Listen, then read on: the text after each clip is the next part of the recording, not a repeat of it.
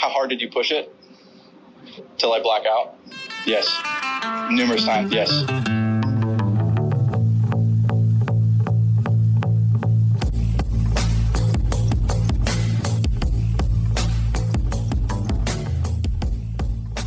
Pax, you really like Chaska Town. Do you want to give people kind of a sense around, like, just all day we were kart buddies, you were like, this place is awesome. It gave me the natural amphitheater vibe again. I know like Stone also has it, but I think it was the weather for me. Like I don't know. I was just kind of weather was way better. Yeah, I wasn't enjoying it as much as I should have. But Chaska Town, the weather was perfect, and I think it also had that like just the vibe, the clubhouse vibe, like old school vibe. There's like a bunch of pictures of PGA championships and then the amateur being there. I think that was really cool. We're going to be there in a couple months. Chaska Town just kind of fit my eye a little better. Mm-hmm. It's a little more wide open. You're kind of just playing golf instead of battling the elements or like battling the course, where if you hit a bad tee shot, you're actually going into a bunker or you're going into the rough. I think on one it was like kind of weird. We didn't know where we were going. Terrible mowing lines. And the fairway was a lot smaller than what it was supposed to be. And it was up on top of a hill, sloped left to right. Yeah, and it was on top of the hill. Terrible mowing lines. Yeah, like one, you wish you had a yardage book. Yeah. Just so you could look at it and go like, oh. Yeah. Oh, the fairway actually isn't 90 yards. Well, I literally hit mine and I thought I was in trouble and I hit it into the fairway. Yeah. And I was like, doesn't that color look weird? And like me and Chris, we both hit decent ones. We couldn't find Chris's. No, I hit it dead straight because I thought where it went like this was all fairway. So I had to hit straight down the middle of that, thinking that was fairway. And then you get down there and you're like, oh, actually all of that is rough on the right hand side and just this part of it is fairway. Yeah. But I think also what I really appreciated driving up and walking to the clubhouse is looking out and seeing the practice facilities and like how it seems a little more engraved into the community, kind of like how Braemar and that place was popping. It was popping. There was a bunch of high school girls that were there, that, like I'm talking about like high school golf team, with their bags, like ready to go for a practice round. Like obviously, people were there to grind. Like you know, I just really appreciated kind of everything going into the round, and it kind of got me in a little better mindset of like, hey, this is another Braemar. Like we're playing like cool amphitheater golf. Everything's kind of wide open. I think going through the rounds, like I was popping. I was popping off. I think I was like 2 under through 8 or something, and then. Isn't it shocking how we all love the places when we're under par? Isn't that just fascinating? Yeah. But after that, that's a different story. We'll get into that. But I really enjoyed how it all kind of opened up, right? And then we got into like these little pockets of holes. Like I think 3, 4, 5 maybe. We got into like a little more intimate holes. Like 3 was like kind of downhill and kind of opened up into like a little meadow. Tree in the middle. Yeah, that tree hole. Like 246 to the flag, I think. Crazy. And then you kind of open up into like 6, 7, where you kind of see the whole entire property again. But then you get into the back 9 and it's just a little tougher. It's different. It feels like a different course than the front, which is honestly like the story of all of the courses that we played. It's true. Yeah, there has been a lot of like, I feel like connective tissue between the front and back 9. Well, I played Braemar, but Braemar and Keller were way more complete and like a total, everything kind of made sense between the front and the back. Stone and Chaska Town were definitely they were different. When you talk about Chaska too, is Chris had a different perspective, but you like Chaska. Talk about why you like it. Yeah, I enjoyed it. I thought kind of like Pac said, just it was kind of keeping in front of you, which I didn't do. Club drop. Yeah, per usual. My driver forsaken me again. and therefore I was struggling. But I thought the holes kind of fit my eye a little bit better. I like the greens. I like the scenery. And honestly, like, I know you guys hated the back nine. Like, you guys were really frustrated on a lot of those things. I don't know what it was, because again, I still wasn't even necessarily playing well. They just kind of made sense to me, where I went like, I understand what the question he's asking, right? That's the thing that everybody always says. Like, I understand what he's asking me to do. Maybe I can't do it, but I'm fine with that. Like, there was that par 5, I want to say it was 14 or 15. That it was like the split fairway, which actually, like, I didn't necessarily play that well, because I hit a 3-wood that the wind took. The other thing with Chaska Town, across the board, the fairways in the rough played so firm. Like, your ball was bouncing, and then it would bounce, and then it would bounce in the rough, and then it would bounce again in the rough, and then it would probably be in a hazard. Like, balls didn't stop. No matter where they landed, There's rough no or buffer. fairway. Yeah. No buffer.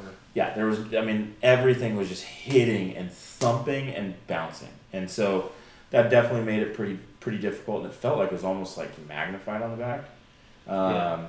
But even then, it was just like, okay, well, then I punched out, and I think I made 6 from there, just having to try and get up there and get it as close as I could and make it. Like, that was what it was. So yeah, I enjoyed it. I thought it was a good course. Again, for the value, it was extremely good. And it was probably pretty tuned up. It sounds like they're really gonna tune it up. It would be really interesting to play that right after the USAM. That's for sure. I think the only hole that doesn't make sense to me is 11. I think it's like you hit a great drive and you roll out, but you can only roll out to. It was like about 300 yards. Yeah, a 7-iron, or like 170, whatever you kind of use on that.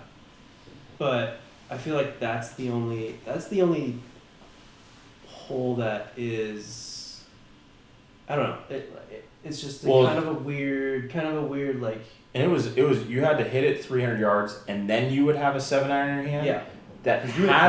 What did you hit? I hit 3-wood, and then I topped a 4-iron into the water, so that didn't help out. Which then I went up, dropped, and I hit a 7 from basically about where Pax was, right? But from there, it's a forced carry over water to the green. Like, so your comment about like everybody golfing there, that basically means like Liz can't play that hole. Yeah, no, I know. In reality, like, what's she gonna do? Tee up a driver? Or try and bunt something 50 yards to the right where it totally bottlenecked down like that. I knew you guys were frustrated with that. I get that one. Well, it's more of like, that's where I think, but again, I think that the funny thing to me is I actually think that from a frustration standpoint, Chaska Town and Stone Ridge to me are very different. It's almost like, hey, look, we're going to torture you. Mm-hmm. Do you want me to rip your fingernails off, or do you want me to like cut your toe? Like, we're going to torture either way. Like, which do you prefer? Because to me, like, I understand what y'all are saying, because like, how do I put this? Stone Ridge, like you said, is like the hole we're talking about. The two, like, you must fly it 280 to do that. Like, that is the toll you must pay.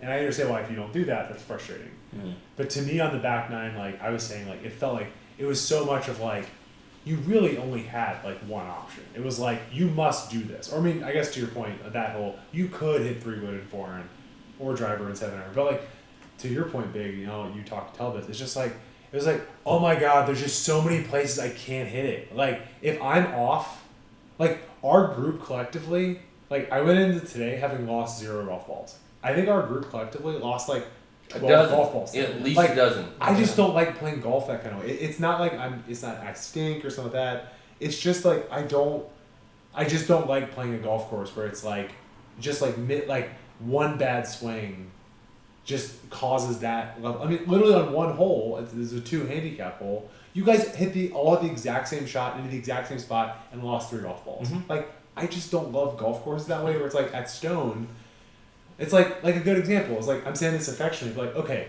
you hit a very like bad drive on the hole you hated. Well, guess what? What you have 8 iron in? Like at least you could play the shot. At least you guys hit in the bunker. Not okay. That wasn't fun, but like you're not like out of the hole. You're not like gonna make a 7. And I think for me, it's like Stone is like it's hard. But, like, you're not really going to be, like, completely out of it. We're like, Chaska, there's, like, we all I got to say is we lost a dozen golf balls today as a group. And I find that frustrating. The best comp I would say is, like, Kalipe, right? Like, Kalipe is, like, you think it's open, you get out there, and it's like, no. Like, 18 in Kalipe, you can't hit it left, you can't hit it long. And then there's all these places you can't hit it. And, like, that gets really frustrating over, like, 4 hours. But also to the point about it being hard. And that's why it's exciting for us at the USAM. And it's a true test of like, can you buckle up for 4.5 hours and slow down and execute 70, if you're these guys, these men and women, 67 times or 85 times. But I guess what's hard is like, I talk about fun is like, just those moments where it's like, like the fourth hole, I had kind of like a wipey pit. I hit the wrong club and I kind of wipe it. And, like, that ball is just, it's in the shit, like, whatever. But then it's like, oh, but the next hole is like, you called it Bay Hill. It's like, there's 2 fairways and there's water. But then there was a lot of that. And so I think that, like, it's sort of like pick your poison. But for me, it's like, Stone is really hard. But there's really not a lot of places you're going to be out of the hole to lose a golf ball. Where Chaska Town, if you are having a bad day, you could literally lose, like, you use your whole bag. You could lose a whole bag of balls. Like there was a moment where we were like, are we going to have to go back in to get you more golf balls? Yeah. Like, I just don't personally like playing golf. It's not a bad golf course. That's just not the kind of golf that I like to play. Well, that's why I don't like Florida golf, right? Like, yeah. I don't like Florida golf. Florida golf is just water. Like, that's not my kind of golf. And I think that's where me and you, yeah, kind of came together on it because, for me, I don't mind water features. No. But when you get onto the back 9, it's literally 12 through 18. Every hole has water. There was not a hole in multiple sections. Except for the 16, the short part 16. 4. But there was OPL.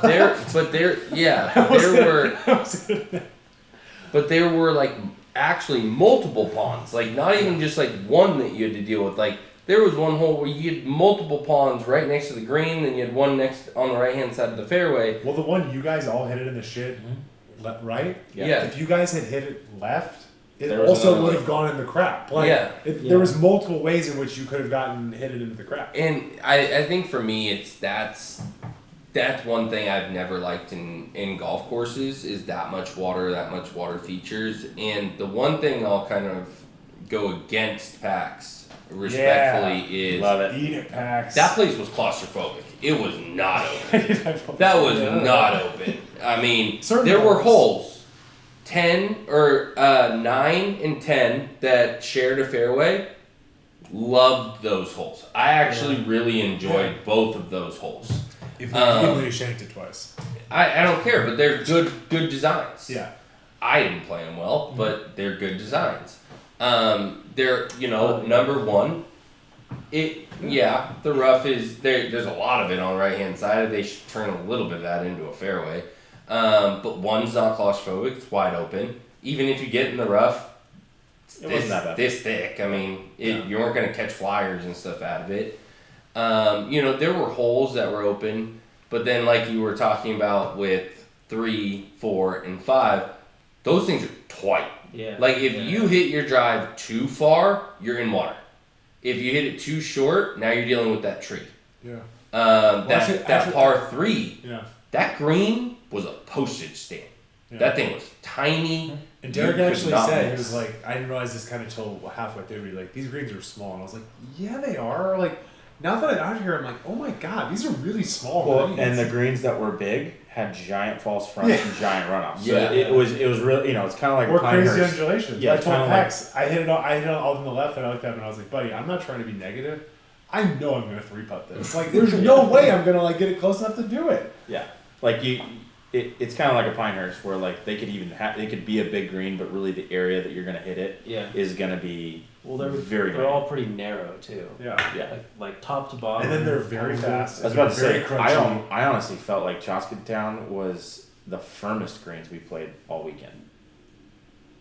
I felt like they were rock. And we're talking about like one is an 11.2, one's 11.3, one's an 11.4. I disagree. They're all very on par. Those greens put me in a blender more than the 3 rounds I played. Yeah. I could not figure those greens out. Yeah.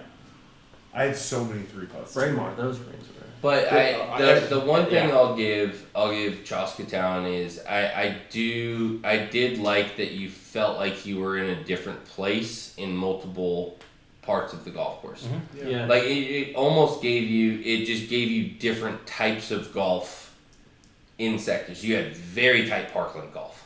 Then you had more of a linksy expansiveness to it, almost an Australian sandbelt style with 9 and 10. Like I love those shared fairways. That was cool. You know, I couldn't put a description on Chaska Town as like a certain type of golf course because you got 5 golf courses in one. And I think that's cool. Which could be a great appeal if someone's coming for a visit. Like, I want to experience a bunch of things at one time. And you're going to experience everything that Minnesota has to offer in one golf course. Yeah, that's true. I think the coolest thing, just as this whole trip as a aggregate, like, I don't feel like I played the same hole anywhere between the 4. No. And I thought that was really neat. Like, everything felt original. Everything felt different. Everything felt thought out. I mean, even the holes I didn't like. Just nothing was a a template hole, and nothing felt like the others. Even then within each round, I didn't feel like anything was a replay of something else. You go play a Tory, you go play Sandpiper, you go play some of those. There's like holes where, like I said yesterday, like where they're the same thing, just maybe in a different part of the property. It's like, cool. It's a 400-yard dogleg right, and the green is just a circle with bunkers in the front. Yeah. Like it's the same. It's the same freaking hole. Yeah. And I don't feel like we played that anywhere. I mean, the one thing I'm gonna take away from this trip, anybody that does anything in municipality, please make a trip to the Twin Cities and talk to general managers here, because they're getting it right. They're doing it right. Derek, we talked to him today, and he goes, we have 250 women that play, taking our whole Tuesday for the women's club. Mm-hmm. They take up an entire Tuesday. They have no tee times available because the women's club take up the entire day. So sorry. That is so incredible. We have talked multiple times through these that we don't see women play at that level back home in any of our cities. And the cool thing too, thinking about where I've thought a lot recently about as like the Owls we love talking about courses for Chaska Town to me for women is like because again target golf may be too aggressive, but it's very much a hit it here. I bet I would love to watch high level women play Chaska Town. Yeah. I honestly think it'd be better. I just think it'd be really fascinating. Yeah. Especially from their tees. Totally.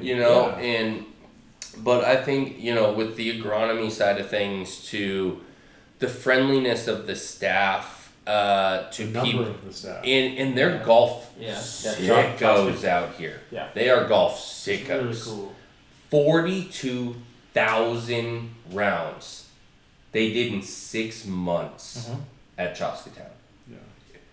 Dude, there are courses on the West Coast that maybe scraped 40,000 rounds in a 12-month span. Yeah. Pace and Play today was humming. I know it was a Monday. Pace and Play was humming. Yeah. Those guys put it out, and they love their golf, and it shows by the conditions that we saw throughout the entire trip, but also the people that are taking care of these properties and putting their heart and soul into creating a spectacular golf experience for every single customer that walks through their door. Yeah. And we've talked about it multiple times. are 50 to 60% of the time, I do not feel that way when I play back home or play anywhere on the West Coast. Well, what's crazy too is that I think that's my favorite part of this whole trip is just seeing the community. Like our first golf course, Braemar. I coming into it when we drove onto the property and we saw 200 people on that driving range. When I see 200 people on a driving range, I'm like, oh god, this is gonna be the slowest. Their parking lot was also the size of a Costco parking lot. Yeah, they knew why people were there. Yeah, exactly. When I see that, I think, oh my god, this is gonna be the slowest round of my life. But you get out there and it's like everyone's moving. Yeah. Like everyone one can play golf, and I think it's just because they love golf out here.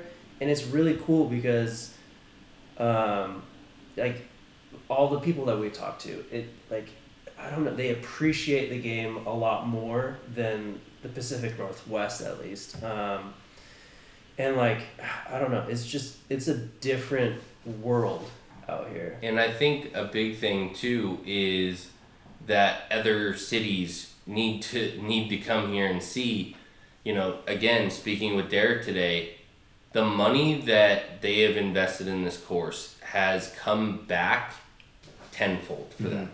And they, one thing, we almost went over there. They were talking about what was the place we were going to go have lunch? Oh, the curling club. The curling club. Yeah. It's a $20 million facility that was subsidized by the golf course. Yeah, that's cool. They've created parks. Chaska Town had a kids park on the other side next to the tennis courts. Bring your kids there. Let them play in the park. Dad's over there putting. It's a community thing, and they've done it the right way. And I understand it's so big because, to go back to what Pac said, they're co-hosting the USAM with Hazeltine, and Hazeltine's as we all know, sort of a very very private course. Super but to have prestigious, I literally, when I was Googling the year that it opened, 97, it's referred to locally the spillover course from Hazeltine. But the fact that the spillover course from Hazeltine is reinvesting money in the community for kid, and I'm not even saying all the stuff they've done with juniors and high school kids. The fact that the spillover course for Hazeltine is using money to reinvest into things other things like curling and playgrounds, it's God, it's again, it's anything. It's if you invest, you expect returns, but it just seems like Minnesota seems to understand hey, we have to pay a certain amount, and then if we do it right, the seed will grow. And so many places that we all live are just we're just we're making it, but we're gonna not look at the big picture. they're nearsighted. Well, here's the thing. Here's the people that need to come to Minnesota. The people that need to come to Minnesota in terms of in the golf industry are the big cities, the LAs, the Portlands, the Seattles, probably New York, et cetera, et cetera. The cities that they don't, like we talked about yesterday, they're finding golfers. They're not creating golfers. These guys are creating a community. They're creating, their livelihood 30 years from now, which is then just going to roll over and roll over and roll over.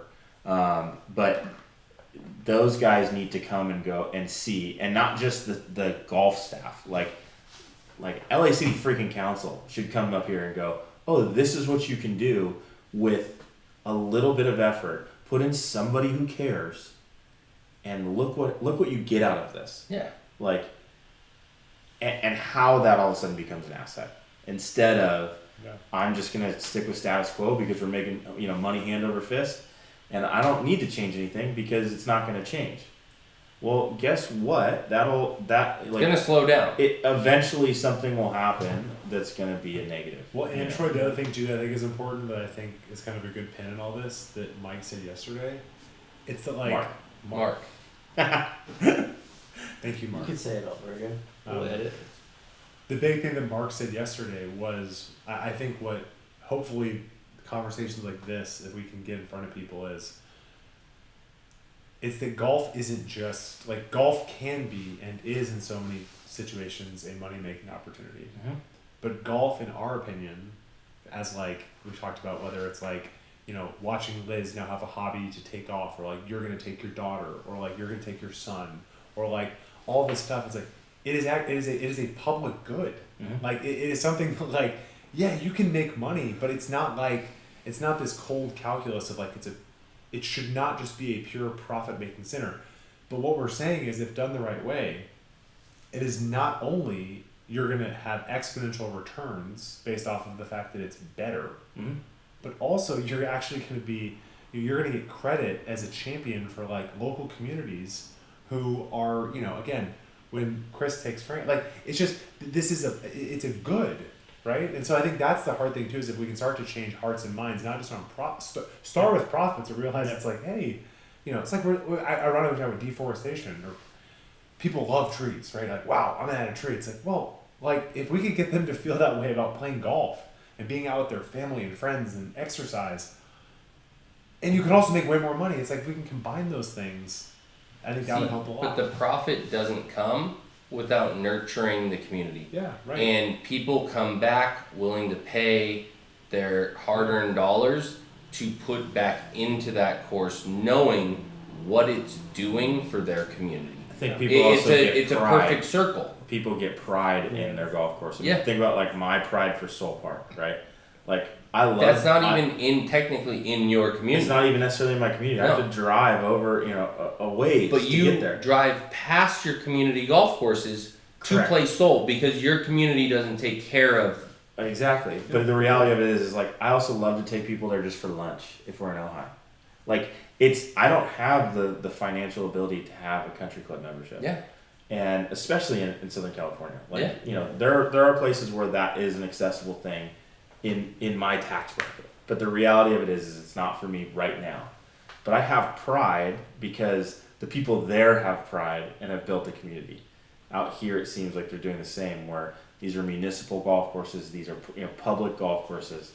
The community has pride. They're then gonna kind of piggyback on top of that, and that's just gonna continue to grow. How many people were at Keller having lunch that were not playing golf? Yeah. You know, the back porch area was elite. Yeah. You know, like so that's a perfect example of, you know, or a perfect mirror of what we're looking at there. So yeah, I enjoyed Chaska Town a lot. I thought it was cool. Yeah. You know, I would 100% play it again. Yeah. 100%. Yeah. And the thing I think that's a good pin in all this is like, I mean, not to be a total cheeseball, but like there are a lot of other courses we could have played, and I think we would have felt very similar. Because again, we're debating over like Stone versus Chaska. It's like arguing over like, do you want lobster or steak? Like there's times I want one, there's times I want another. But I think what's so heartwarming is like, I think that like as we leave tomorrow, we're gonna be tired, but it's that feeling of like people wanted us here. And to be clear, for people listening, like we're gonna be very honest, because how we've always tried to be. Like Keller took care of our round, but like we paid for all this golf. Like we're not here on behalf of the Minneapolis. We're not trying to like paid for airfare. Like everything came out of our own pocket. Yeah, Keller took care of us, which we really appreciate.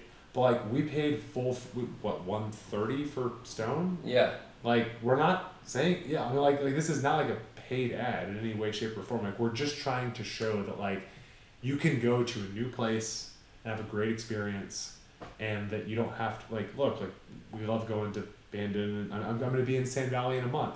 It's just that like there's a lot of other great places, and we hope that this exhibits that. But again, for some of these other areas, like in San Francisco, like the reason I don't like to play Presidio that often, and I would tell them this, is like whenever I leave like I get to Presidio and I don't really feel welcome.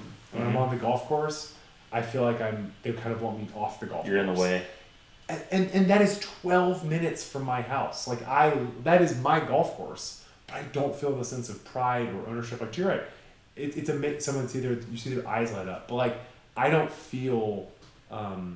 I feel like a number. I feel like a tee sheet number Like nobody knows my name. Yep. Like, there's none They of don't that. want to know. And your that's name. and that's how I feel at Rustic. It doesn't feel that way. Yeah, like I feel exactly the same at Rustic. I'm one of many where it's like I'm not special, but like this is my home, and I want to feel, and I feel the way at Harding too, and like it's just a reminder of these places of like if you do everything right, just treat people like people.